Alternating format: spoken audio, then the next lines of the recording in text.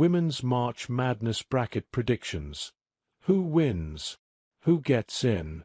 It's February, which can only mean the greatest playoff in American sports, March Madness, is just around the corner. On the men's side, there are tons of questions. Can the Yukon Huskies win their third straight title? Will Purdue disappoint yet again? The women's side has far more questions following it, though.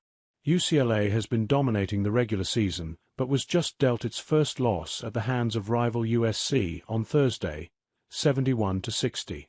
Without Caitlin Clark in the fold, can UConn's Paige Bueckers drum up the same level of excitement as her Iowa predecessor?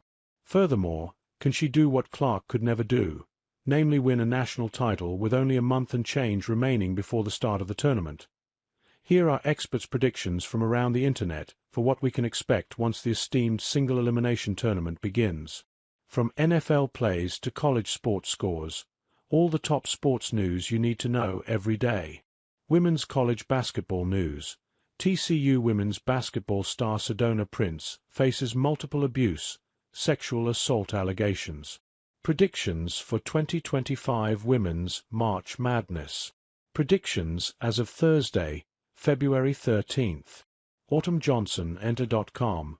UCLA, Notre Dame, Texas, and South Carolina to claim #1 seeds.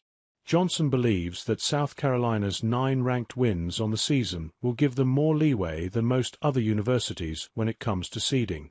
That combined with their distinction as reigning champions makes it very difficult for the selection committee to put them anywhere besides the top of their region, barring a major late-season collapse. Charlie Cream, ESPN. SEC will have major impact on the seedings.